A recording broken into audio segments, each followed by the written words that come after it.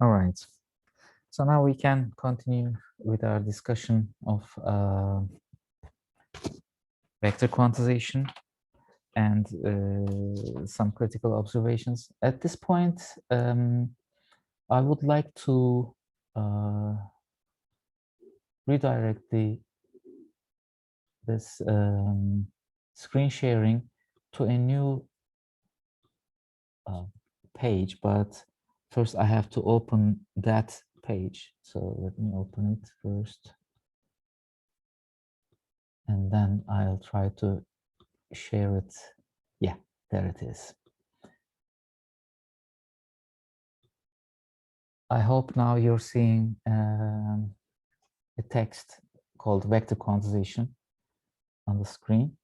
This vector quantization text was written by me and my then supervisor, Enis Çetin, and it was a part of the Wiley's biomedical signal processing encyclopedia or something like that. It's like a book chapter, but it's the chapters were not terribly long. It's a very short one. This one, actually. So you can find it, for instance, from my ResearchGate account, if you wish. But I'm not sure whether it's publicly available in the form of text or not. If it's not, then you can send me a request of this. Or maybe it's best for me to put this to Mergen, and then you can download it from there. That's also possible. So this, in this chapter, we wrote a lot of the things that I was talking about, plus something more, of course. And I will also continue from here on. I want to show portions of this because it has some nice graphics. For example, what you can see here is an encoder process which produces the index of a number according to an input consisting of 16 elements, 4 by 4 rendered. But rendering is not important. It's just these 16 elements that it contains. And the encoder index generation is as follows. It compares the input with the code vectors inside the code book and chooses the minimum distance 1 according to the index. And that is the encoder, and the decoder just produces the code vector as according to the index that we have. So the index comes in, and we select the ith code vector inside the code book and produce vi as the decoder output. That's how these things work. And these are some typical vector quantization regions, which are all called Voronoi cells, as you see. According to a metric, that's where I want to focus down to a little bit. I will go back to this note-taking application again after this for some of the proofs. So we have to define a metric, a distance metric between the input and the code vector. Okay, so the distance must be non-negative.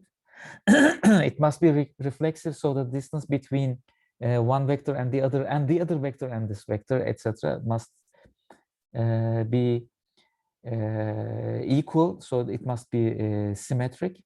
And if the distance is 0, if the metric gives you 0, it means those two vectors are the same vectors. And there's also a famous triangular inequality, which tells us that the distance between A and B plus the distance between B and C must be greater than or equal to the distance between A and C. Equality is possible, but it cannot be less. Okay, now for those distance metrics, we can use a few types of metrics, and the most popular one is the so-called Minkowski metric. It's just the name. He or she must be a Polish guy, I guess. And it is given as follows. The distance, the Minkowski distance between x and vi, these two vectors, is term by term the differences between the mth x element and the mth vi element, their difference, absolute value to the power L added to the power 1 over L. If you substitute L is equal to 2, for instance, it gives you the mean squared error distance, because you square the differences, you sum them up, and then you take the square root of it, which gives you the mean of squared error. Root means squared error, actually, because you're also taking the square root here. But there are other extreme cases where you can choose different L's, and two of these L's are quite interesting. One of them is L is equal to 1 case, which gives you the absolute sum only, because it's to the power 1, so you don't have any power, and to the root of 1, which will also do nothing. So this absolute summation will give you the mean absolute error. I'm telling mean, but actually, as you see in these definitions, we didn't really take the mean of it. If you have to divide everything by 1 over k here to make it a mean. So this term mean absolute error a little bit misleading at this point, but at least it is related to the mean absolute error. And there is also, by the way, this absolute error is also known as the Manhattan distance. And sometimes it's also called the city block distance, because it's like going from one coordinate in Manhattan, like a square grid, a city consisting of blocks, and then you have to go by going through the sides. You cannot go from the hypotenuse. Okay, that's why it's called a city block distance. 1 and 1 will give you 2, for example, as the distance, horizontal 1 and vertical 1. It will not give you square root of 2 as the distance, which is actually the Euclidean distance. So L is equal to 1 is that, and L is equal to infinity is the Chebyshev distance, or the infinity distance. You can also say it that way, which is an interesting one. It gives you the maximum of the mth distance and mth of the input and mth of the code vectors differences maximum in absolute value. Whatever the maximum is, this distance gives you that. Because you can think of it like this. Here we have to the power L. And then we are summing them up for all the different m values or m indices throughout the vector. Now, for example, if the difference is between 2 and 1, okay, what's the difference then? It is 2 minus 1, which is 1. Okay, you take the infinity power of this, you still get 1. Okay, but then you have 3 and 1. Let's say for another m, xm minus vi of m is 3 minus 1, which is equal to 2. Then the higher powers of that will grow indefinitely. One of them will stay as 1, the other one will grow. You can think of it in a different, from a different example like this. Suppose that the difference is 2 for one case and 3 for the other case. When you take the square of 2, it becomes 4. When we take the square of 3, it becomes 9. And when you take the third power, the fourth power, the fifth, growing powers, the difference between this small difference numbers 3, the 3, 1, and the smaller one, which is 2, although the original difference was only 1, as you take more and more powers of these differences, they will be more and more emphasized. The difference will grow. it will grow in such a way that the smaller one will become unnoticeably small when you compare it to the larger one. And when you sum them up with this summation symbol here, then it will be summation of a huge infinity plus a smaller infinity. And that summation is the huge infinity, the larger infinity. So the only one that remains after this summation will be the case where this difference, absolute difference, is the maximum. It will be the dominant one. It will dominate. So the power infinity. And it will be dominant. So I only pick that one. And then I take the infinite root of it. I will come back to the original absolute distance by only picking the maximum of these differences. So that's why in infinity, L is equal to infinity case, it chooses the maximum, nothing more.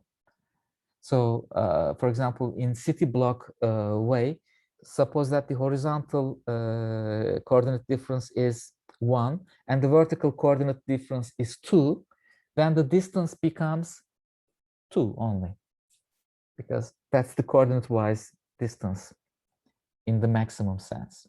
That is the Chebyshev or infinity distance.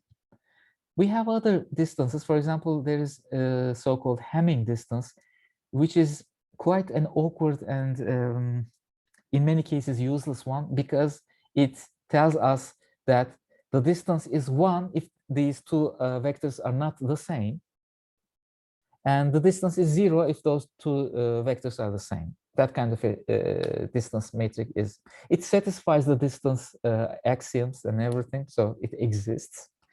And finally, there is an interesting name, Mahalanobis distance, which considers the covariance scatter, like the one that I have drawn on my screen before, an ellipse shape, for example.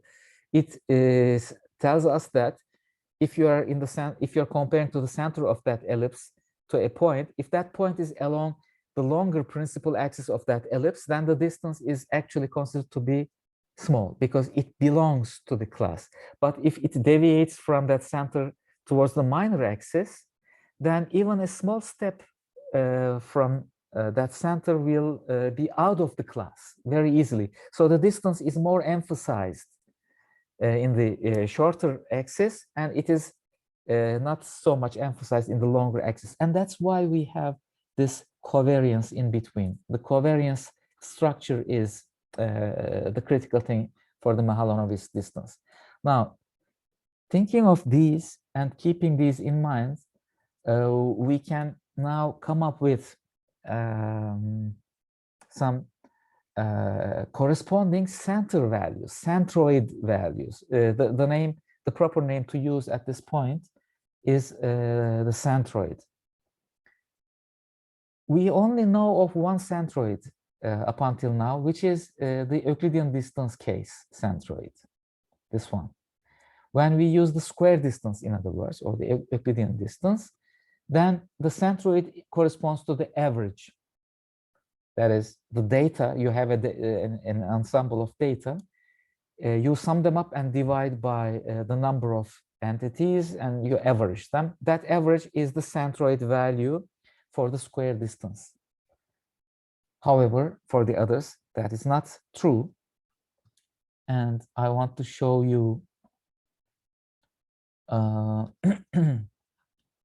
first I want to find, and then I want to show you, yeah, what are the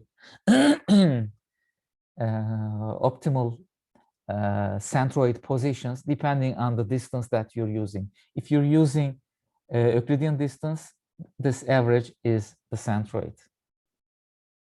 So the code words are generated in the Lloyd-Max iteration. At each iteration, you see, we have to find the centroid of a cluster, and the centroid of those clusters are obtained by averaging if you're using square distance. But if you are using Manhattan or city block or mean absolute value distance, then actually this is the definition that you have to use.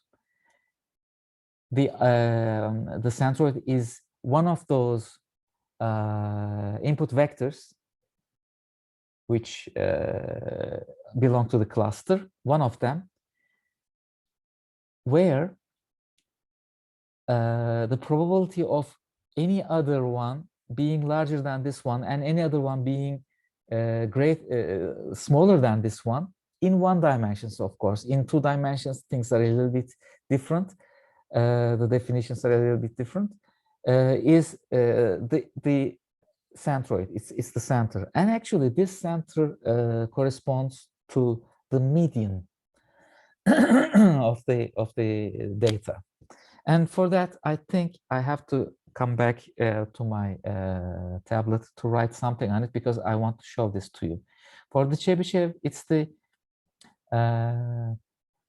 minimum plus the maximum over 2. So it is not the average, but it's the center value between the two boundaries, okay, for the Chebyshev. For the Hamming distance, it's a point which is most probable, most populated, which is known from statistics to become to be called the mode of the data. So mean, median, and the mode of the data are used. And the Mahalanobis is, well, it is something else, and we're not going to talk about that one. So at this point, I want to switch to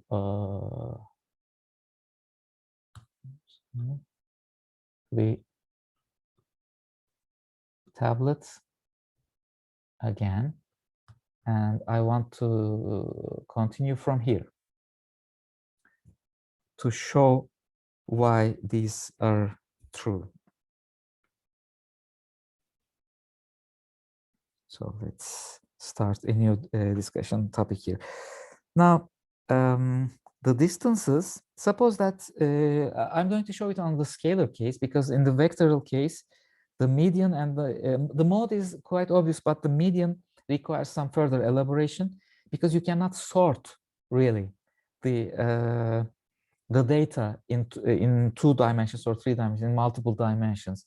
But what they do as the median is to take the median of each item inside the vector. So the median of the first items, the median of the second items, etc., are used. So sorting will be critical here. Therefore, I will be assuming a linear scale. Suppose that our data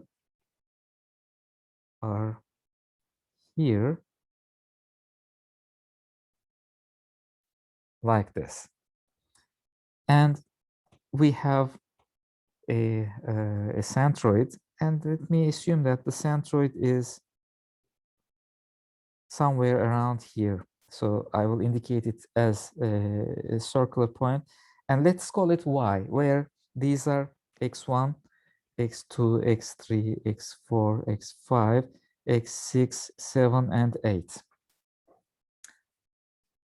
So I'm trying to find the centroid of these 8 samples. If I use the distance, let me switch back to black. If I use the distance of xi and y to be equal to xi minus y square, which is the square distance, then I can minimize these the total distance as follows. I can sum up these xi minus y for all i square.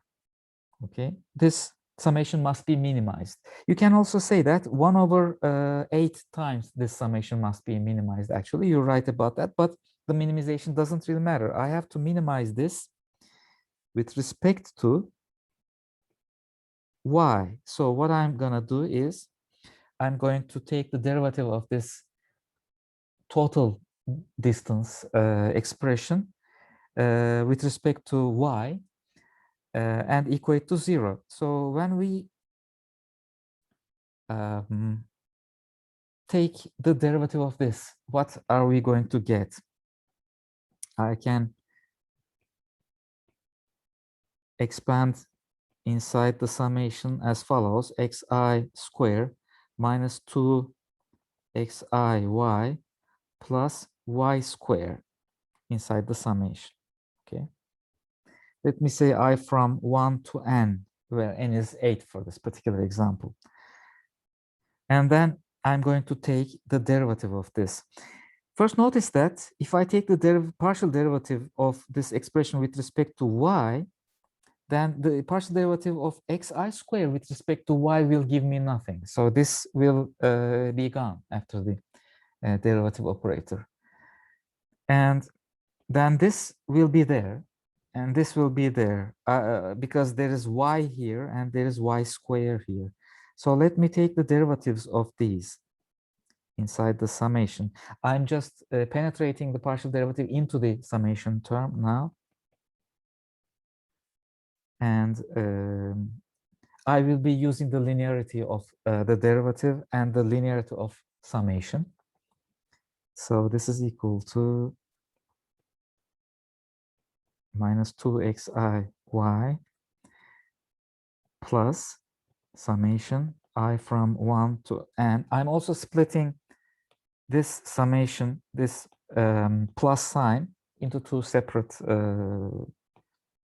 summations using linearity again.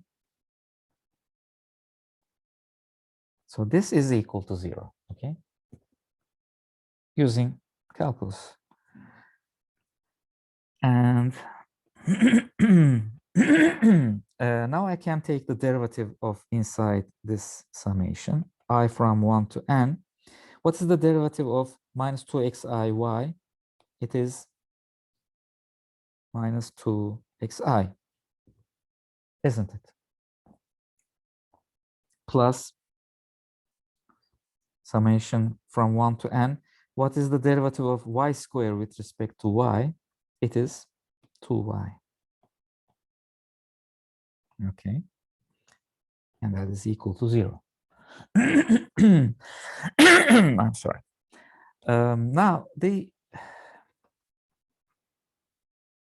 negative one, this one, can be taken out of the other side of the equation, which is 0. So I will say that this is equal to this with a plus sign, of course. So I can write it like summation of 2y is equal to summation of 2xi. It's on the other side of the equation. Therefore, the minus sign is now a plus sign. And furthermore, I will cancel out these two terms.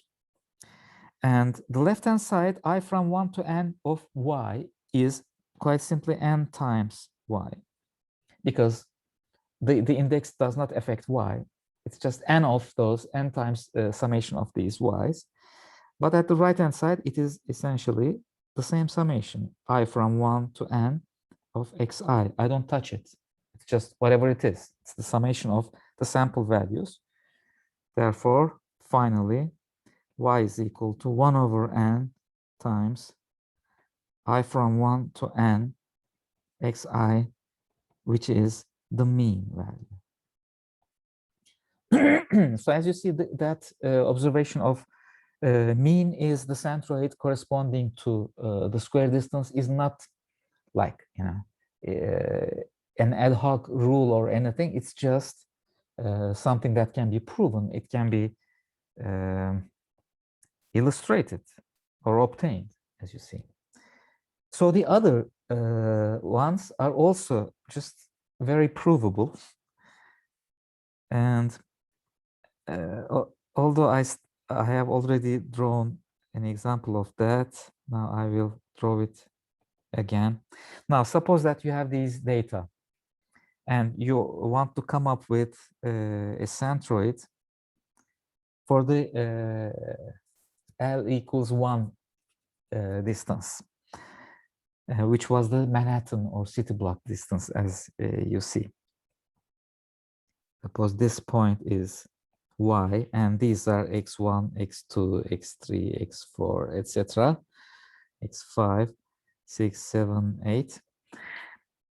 Now this is y, and what is an optimum y? Again, we have to optimize according to the distance between x, I, and y, which is given as, quite simply, the absolute value of xi minus y, right? And therefore, I have to find this derivative again of summation I from 1 to n of xi minus y absolute value, okay? Not the square, but the absolute value. The problem here is this derivative is now corresponds to a piecewise derivative. It's not a continuous function. The absolute value function is like this, as we all know. It's not differentiable. So we cannot take the derivative of the absolute value operator here, this absolute value operator. We have to think of it in a piecewise manner. And how do we do that? First of all, if this y is less than xi, then xi minus y will be positive. So in this v shape of the absolute value function, it means that we are at the right-hand side, the positive side. And for the positive side, the derivative of this 45 degrees v-shape line is equal to 1. Right, isn't it? So it's equal to 1. But if y is greater than xi, then it's the negative of the inside expression we are here, which corresponds to a derivative is equal to minus 1. So in this summation, we have the derivatives of some absolute value expressions, which are either plus or minus 1. And we want their summation to be equal to 0, because that is the optimality condition, right? This thing is expected to be 0. So what makes it 0? This plus or minus 1 expressions sometimes give plus 1, sometimes give minus 1s. How can we make them? Let me write it. How can we make the summation equal to 0? How can we do that? We can do that if the number of plus 1s and the number of minus 1s in this expression are equal. In half of the cases, this gives you a plus 1. In half of the cases, it gives you a minus 1. And therefore, when I add them up, it will give you 0. So under which circumstances was this a plus 1? It was a plus 1 when y is less than xi, then it gives you plus 1. When y is greater than xi, it gives you a minus 1. So let's make half of the case where xi is greater than y, and in other half of the case, xi is less than 1. How can you do that? You can only do that if you sort out xi's from the minimum to the maximum and say that y is the median of it, the center of the sorted input, which is how median works, right? You first sort in an ascending or descending, whatever manner, and you pick the center one, the middle one, which is the median. And you can now see that half of the cases y is greater than those, and in other half of the cases y, the median, is less than those values. therefore, in half of the cases, this derivative is 1, and in other half of the cases, the derivative is -1.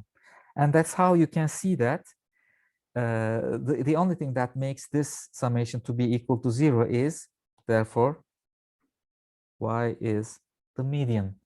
It's not really calculus-wise thinking of things. Of course, I didn't take the derivative like the differentiation that I did in the previous stage because it was differentiable. Now, this one is not differentiable because there is a derivative discontinuity of the v at this center point.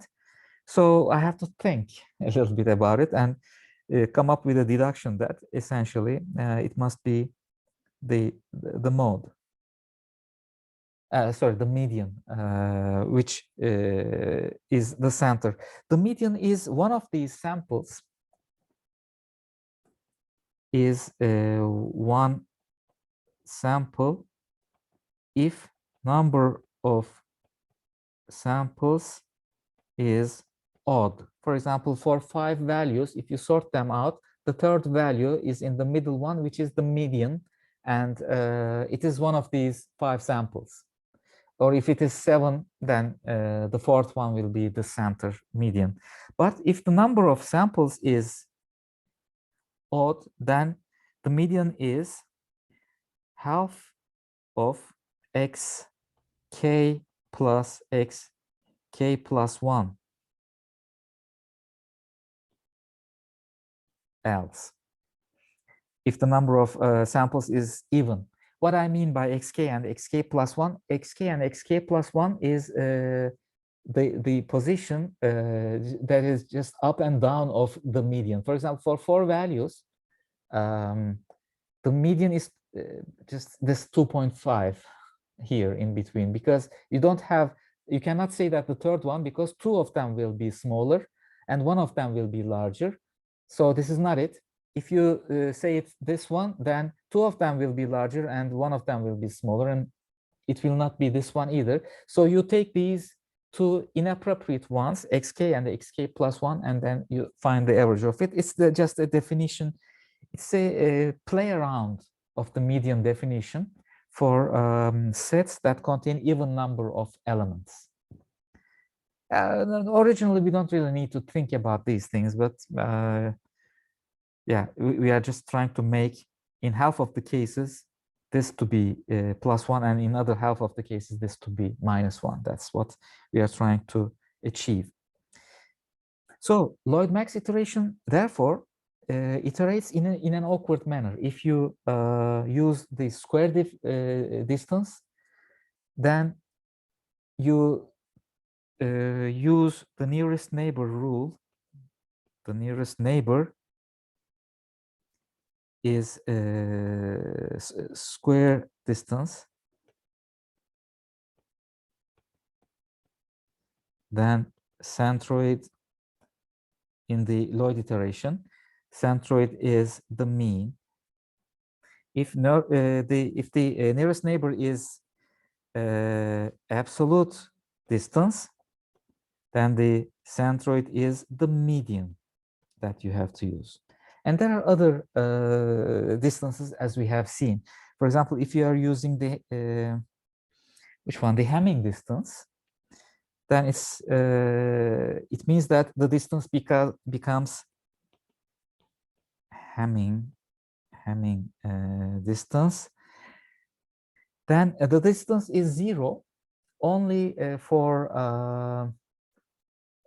only whenever it's the same vector, when the 2 vectors are the same, and it's equal to 1 if it is different, no matter how far away it is. It can be miles away, or it may be millimeters away.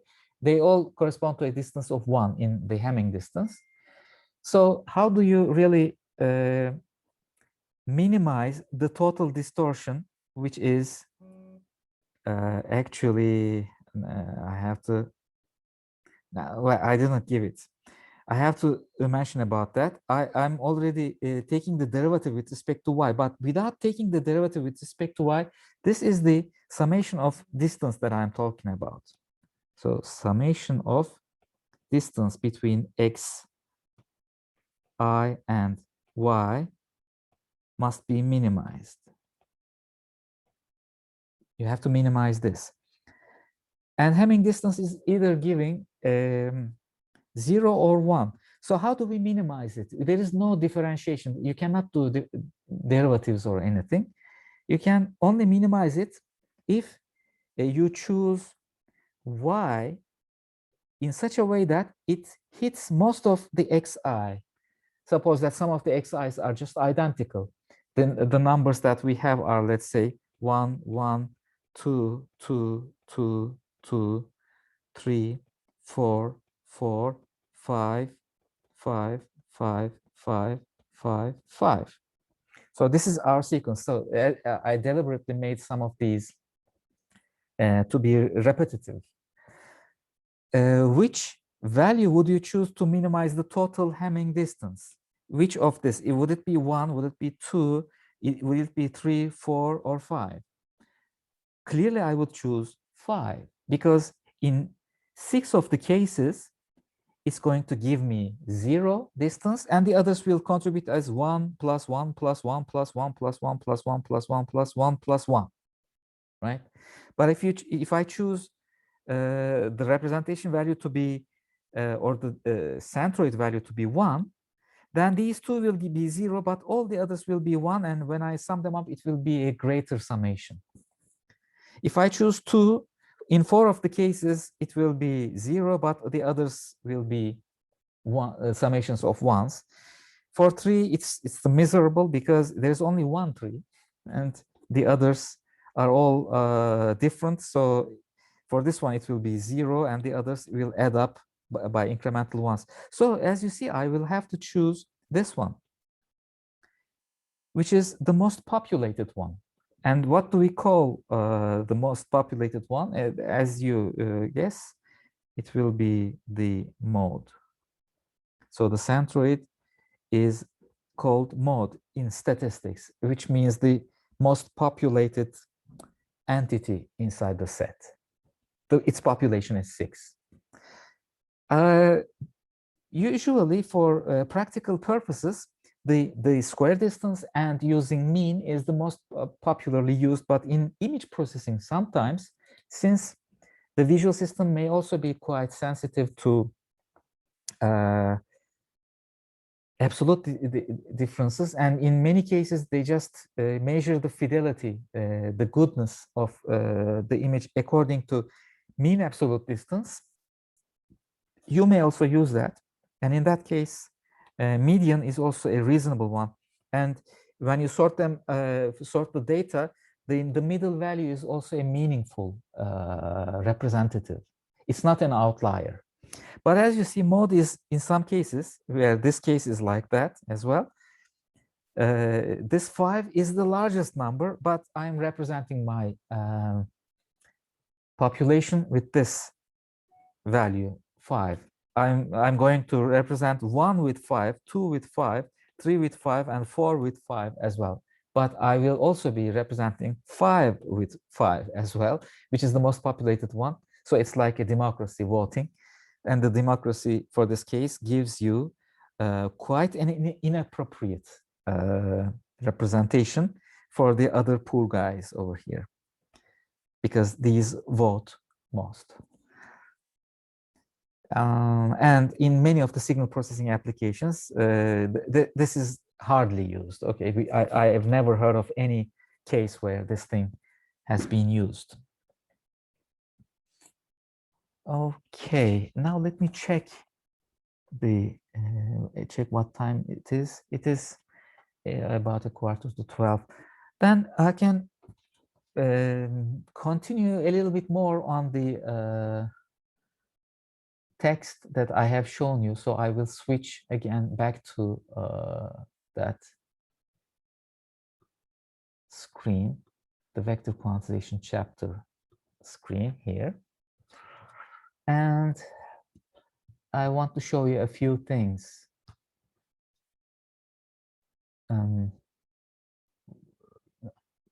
Not these are covered, and these are also here.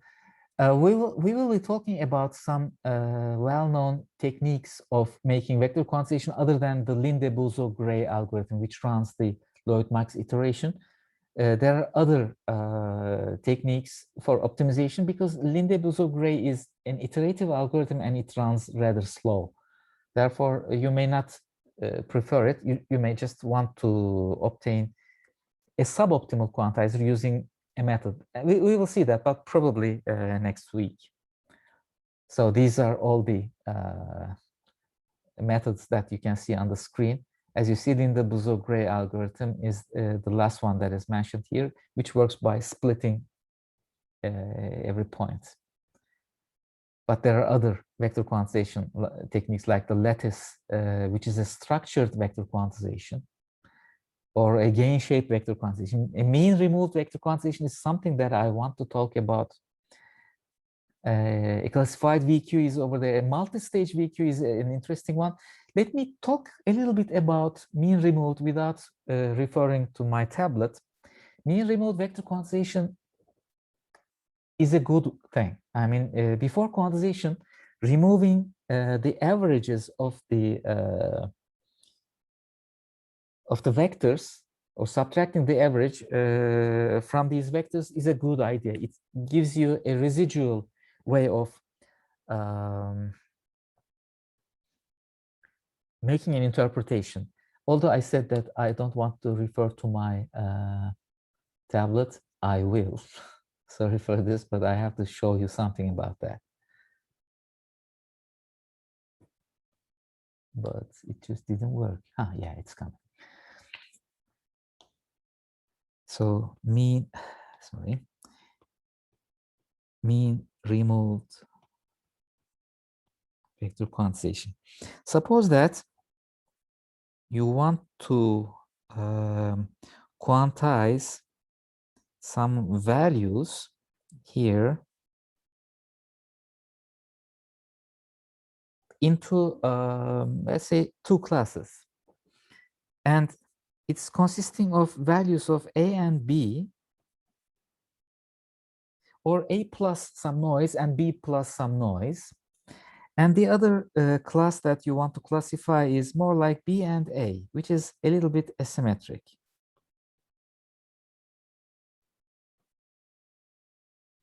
So here A is the larger one and B is slightly less than that one. And when you look at it on the gray scale, it looks like this is totally dark and this is less dark, but they are close.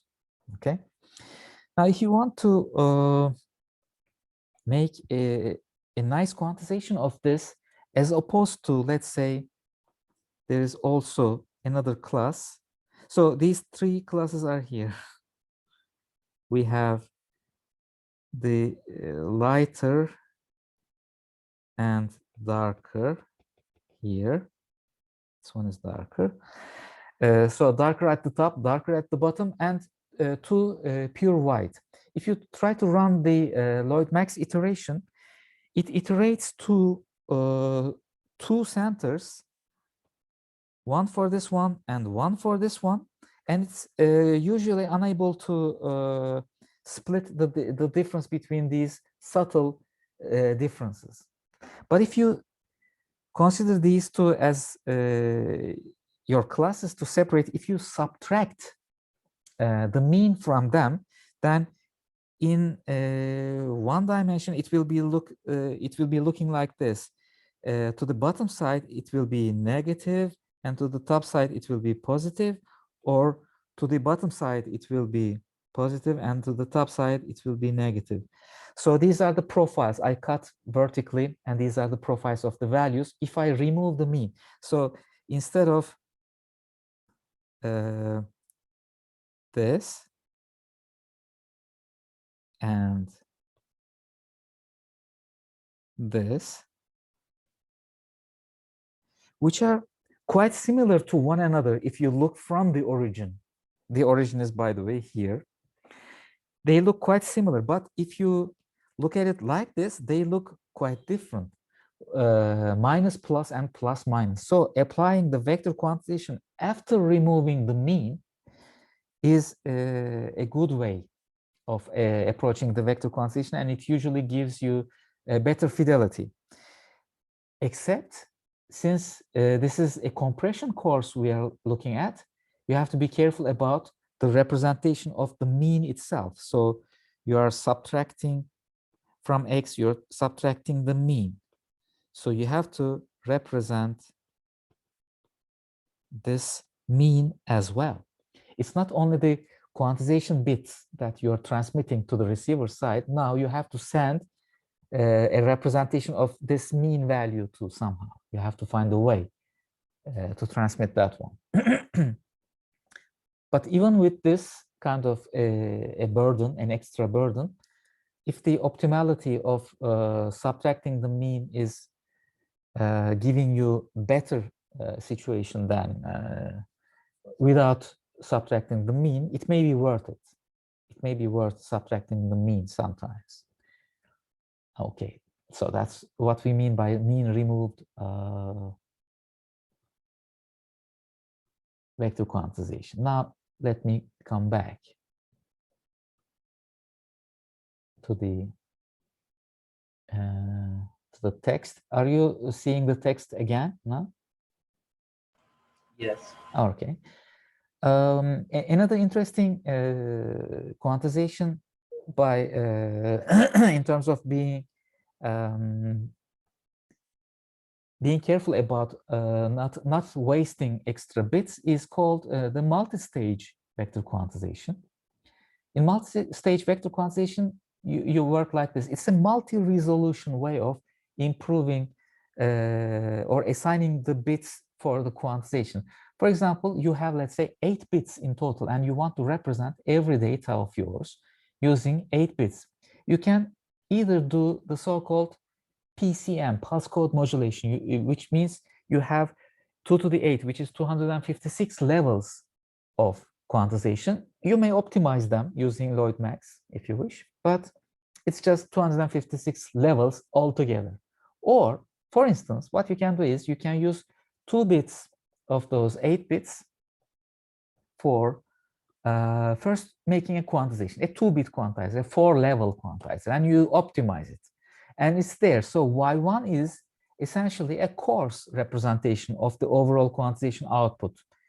It's not the final representation. It's just the first iteration. It's a very coarse 4-level quantizer. And now you have 6 more bits. For example, you can use 3 bits of those for quantizing the difference between this coarse representation and X. So you subtract Y from X. X minus Y is here. Y is Q1, the first quantizer. X minus Q1. So that is the first level's quantization error. I now quantize my quantization error using 3 bits for Q2, let's say. So I have a better, it's not better, it's just a residual representation. So actually Y1 plus Y2 will give me a representation which is as good as, or in many cases better than, representing altogether using 2 plus 3 equals 5 bits. I used already 5 bits, but Y1 plus Y2 is actually performing better than 5 bits already. And I can even continue further. I can subtract from X Y1 and then Y2, which is here X minus Y1 minus Y2, and then quantize it using the remaining 3 bits. The residual error is further quantized, and that is giving me Y3. And my representation output consists of 3 outputs. One of them is Y1, the other one is Y2, the other one is Y3. When I add them up, it will be the eventual representation of X using 8 bits. When you compare this new representation of X tilde of 8-bit quantization to an 8-bit PCM quantization using originally 256 levels, so in some cases, this outperforms. Okay, so that's a good way of doing this. quantization, vector quantization. Others, I will talk about it in the next week. Now, if we have time, I would like to talk a little bit, but we don't really have the time for that. I would really like to talk about how to apply quantization, vector quantization to the data, and you have where you have to be very careful about which is the compression ratio calculation or the bit rate calculation. For example, if you split an image like this cameraman image, which is a standard test image in MATLAB, to 4x4 or 2x2 regions, the number of vectors that you have for this whole image will be different. For example, this is 256 by 256. If you use 2x2 vectors, how many blocks, 2x2 blocks will you have from this image? It will be 128 times 128, right?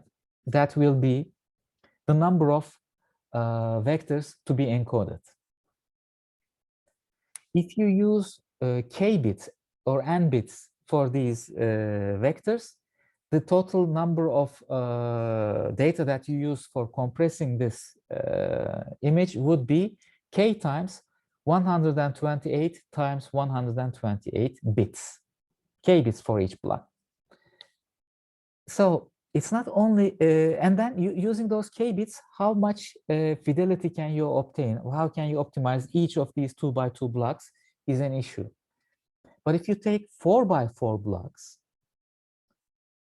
then how many 4x4 blocks are there in this image? There is 64 times 64, many.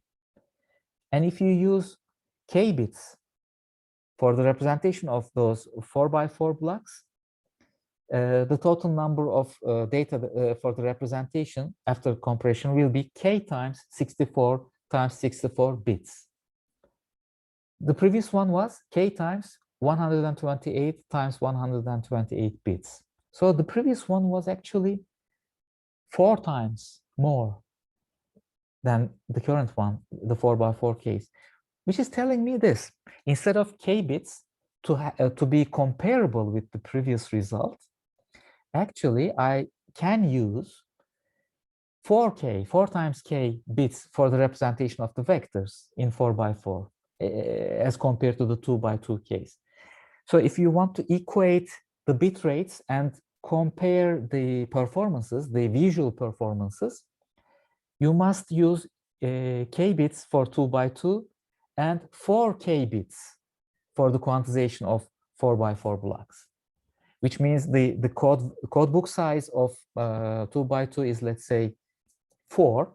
You are going to use 4 representative blocks. Then you can use 16 code vectors if you are using 4x4 blocks to become comparable in compression performances. This, I'm emphasizing on it because some students, I have started to notice in previous years, some students are confused about making performance comparisons. They say that, let me use 4 code words for 2x2 and 4 code words for 4x4, and I can see that the 4x4 vector quantization performs badly, poorly. But it's not true, because you shouldn't use 4 code words for the representation of 4x4 code words. You can use 16 of them. Only then it will be comparable with the previous case of 2x2, okay? I hope you're understanding what I mean. I will re-emphasize this one in the next week, in the beginning of this next week, by numerical examples maybe.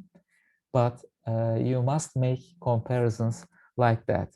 And I will also submit the vector quantization using Linde-Buzot-Gray and maybe some other methods if I can find them in my hard drive. And I will put them on Mergen in terms of an announcement so that you can literally experiment on it. These are, by the way, the examples that I just generated for this chapter. I will also put this one on Mergen. If you have problems downloading from there, you can also contact me from ResearchGate and I can supply you with this chapter in case you may want to take a look at it and or keep it in terms of making a reference for vector quantization, because there are other things about vector quantization that we have to talk about, including the nearest neighbor classifiers, which is a classification example that you can see here, or even color quantization, which is an interesting topic to discuss related to quantization. It is also within the topic of quantization.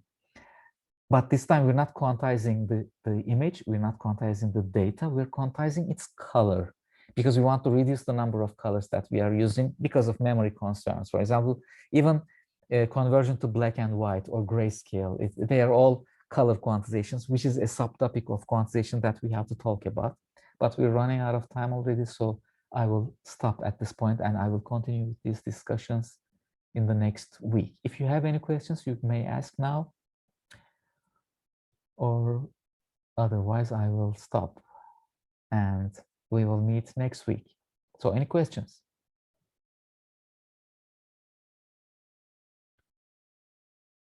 Okay, no feedback means no questions. So I'm stopping the meeting. See you next week. I will be sharing the content on Mergen. Thank you. Have a good one.